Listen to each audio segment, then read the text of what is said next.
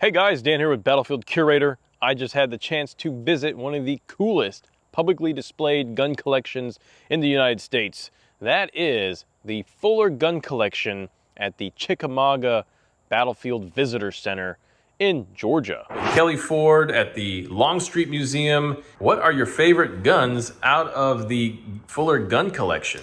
Well, number one, it's got to be the green bolt-action rifle. It came out in 1859. Most people don't associate bolt-action guns with the 1850s or the Civil War, but it was used during the Civil War as well.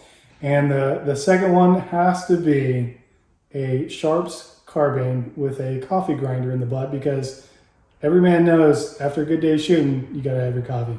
According to the National Park Service, they have around 300 guns in this collection, and they're all donated by one guy, Claud Fuller. So who was Claud Fuller? Well, he was an engineer. He was an inventor. He held over 50 patents in the bricklaying industry. But he only had a 7th grade education. In 1886, at age 9, he bought his first revolver, and that sparked an interest in mechanics. He liked how the revolver worked. It intrigued him, and that would pretty much set a path for him to get involved in manufacturing and in gun collecting. That's right, at age 12, he dropped out of school and sought a career in the manufacturing industry. All right, let's put it into perspective here. 9 years old. What are 9-year-olds collecting these days? Maybe like Pokemon cards or old coins.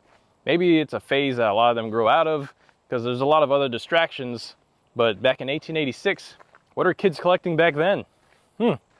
Claud Fuller was collecting historical weapons that were used by the United States military even before the United States was a thing. It's 1886. That's pretty much the Wild West days, right? To be a collector back in those days, you didn't have air conditioning. You didn't have climate control. You had these weapons exposed to the elements, and that was pretty tough to be a weapons collector, to keep some of these weapons in such fine condition if the elements are pretty much taking a toll on what you're collecting. So you have to preserve, and you have to make more effort in order to keep these weapons in such good looking condition. And I'd say, yeah, a lot of the weapons in the collection, if not most of them, were actually in really good to excellent condition. Now I'd say, yeah, he's a little ahead of his time. He's going out there and preserving these pieces. This is during the late 1800s, early 1900s.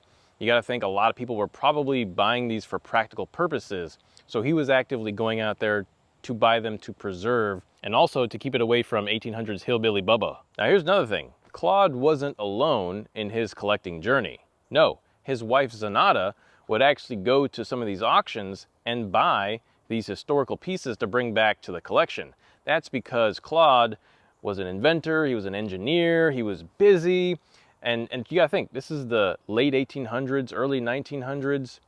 Like, traveling was very strenuous, and traveling wasn't easy. By 1923, Claud and his wife had amassed over 2,000 historical items. I mean, nowadays, it might not take that long to amass such historical pieces if you have the money, because you could, at the click of a button, you could buy 100 things online, right? You could buy all kinds of stuff at online auctions. Another thing I want to say about Zenada is that she actually helped Claud publish some books and preserve the information about these weapons, because let's face it, some of these rare weapons, a lot of them are in private collections or they're behind museum glass these days. So actually reading books about the intricacies and the mechanics of these weapons is a rare thing in itself. All right, 1933 rolls along. Claud and Zenada are retired. They moved to Chattanooga. They live on a 50-acre farm. It's called Fulleridge, and they display their gun collection, where they had about 5,000 visitors per year. Now, later on in 1949, they realized that, hey, they got to probably preserve these things and do something to keep them in a museum or a collection for the public to see after they're gone.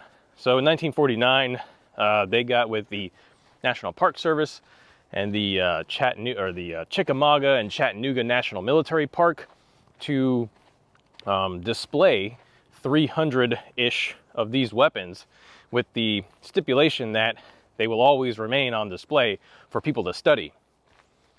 So the process started. They started handing over some of these rare pieces, and during the process, sadly, Zenada passed away. But in 1954, on July 4th, the collection that the museum had was open to the public. If you ever get a chance to visit the park, the Chickamauga Battlefield Visitor Center at Fort Oglethorpe, Georgia, you will see that it's huge. It's amazing. It's stunning.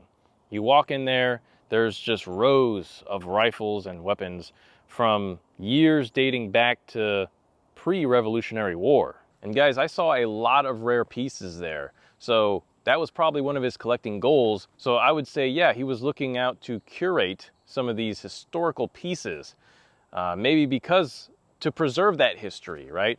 To preserve the innovation of weapons technology. Some of my favorite rifles of the display, I'm definitely intrigued by the Cochrane revolving turret rifle. That's a very unique and rare piece that they have there. The Whitworth rifle, very rare piece. Numerous accounts of that rifle being used by the Confederacy in sharpshooter duties. And then one of my favorite rifles, my favorite designs of all time, is the Sharps carbine. This Sharps here specifically is the coffee mill grinder. Very interesting piece of history right there. So if you ever get a chance to go visit, go check out the collection, go check out the rifles, just admire the history, admire the mechanics.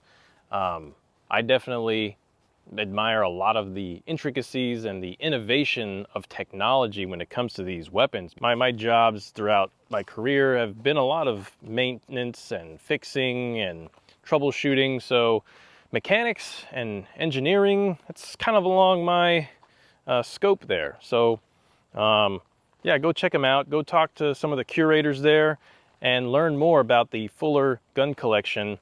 Now sadly, Claud passed away in 1957 at 80 years old, but because he had the stipulation with the National Park Service, this collection is on display and it is there. So let me know your thoughts in the comments section. Have you visited the Fuller gun collection? Do you plan to visit? Did you even know that this collection existed? If you want to help support the channel, be sure to check out the merch link in the description. You can buy some really cool shirts, guys. And as I always like to say, be sure to learn history and curate history. Pulverize the like button. Subscribe if you haven't. Make it a great day.